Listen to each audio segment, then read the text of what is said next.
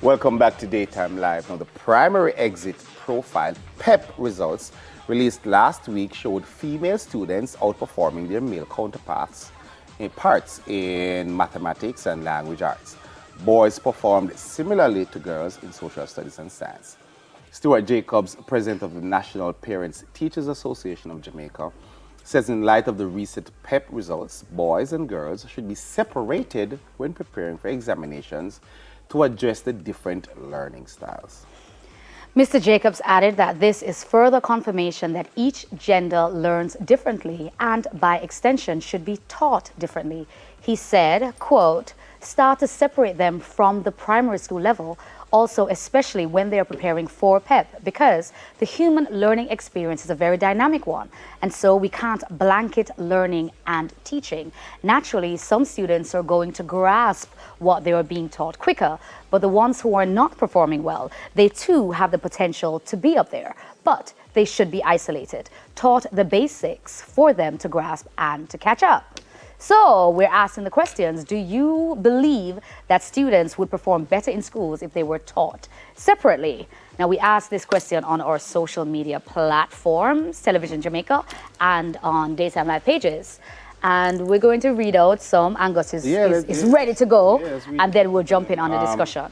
So one person said, no, children would learn better if there was a way to determine and match their individual learning style. Are you going to read it? Style. Yeah, no. I'll read some. So my question is this. So the girls outperform the boys in math and language. I'm going to read it after, man. Outperform the boys in math and language, right? And then they perform similar with the boys in science and whatever. So I don't understand how we came to the conclusion that based on these results, they should be taught separately, because there wasn't such a disparity that indicates that. You know what I mean? Mm-hmm. So I don't see how that conclusion could be drawn. But I don't think it's just based on these results. Mm-hmm. I think it's also what has been trending, or the trend that we have been seeing with PEP results, and I think with examinations on a whole, regardless of the level. But I don't think there's a gender disparity. I think there's a learning style disparity. That doesn't mean that boys learn differently to girls. Yes, they do. But no, what I'm saying is people learn differently generally. So you and I may have a similar learning style. You're a male, I'm a female. We may have a similar learning style. Me and this other young lady over here, we may not have a similar learning style. So it's not based on gender specifically, your learning style. It's based on your learning style. Okay. Do you know what I'm saying? So if memory serves, I think there are 4 different types of learners. So the fact, hold on. So the fact is, there's one standardized way of teaching a subject. And you're teaching both boys and girls the same way.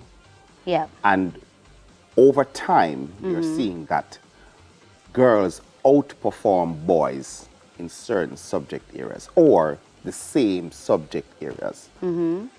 Don't you think that would lead to the conclusion that boys and girls learn differently? No, I don't think that. I don't think that's a conclusion to be drawn. The learning styles, you have persons who learn, they're visual learners, you have persons that are auditory learners, you have persons that are physical learners,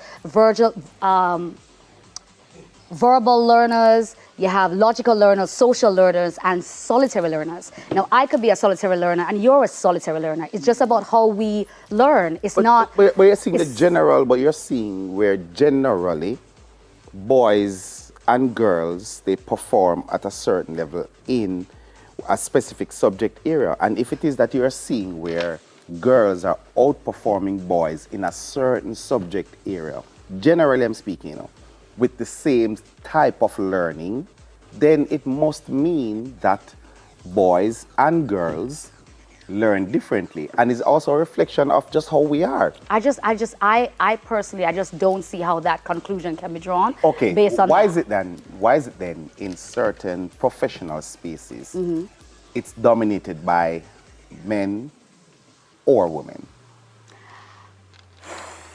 I don't think that's gender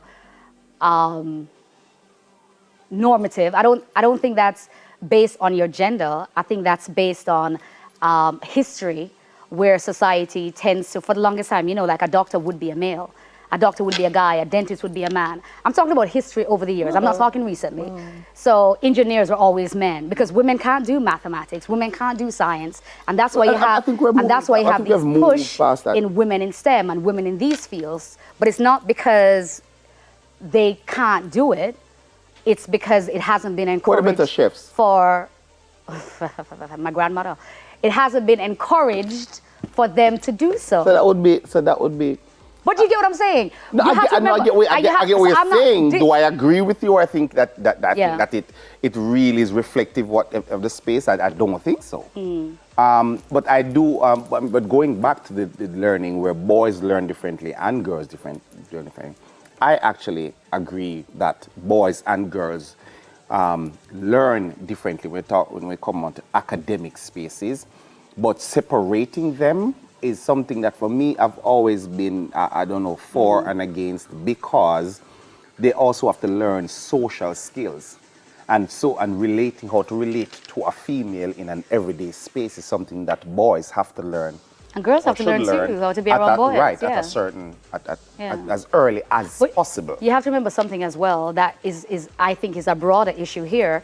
The standardized learning methodology that we use now is only restricted to a certain type of learner, the one that can sit down in an office, sit down in a space in a classroom and learn. That, we are told now, is only 20% of our young people, only 20%, which means 80% of our young people don't learn like that.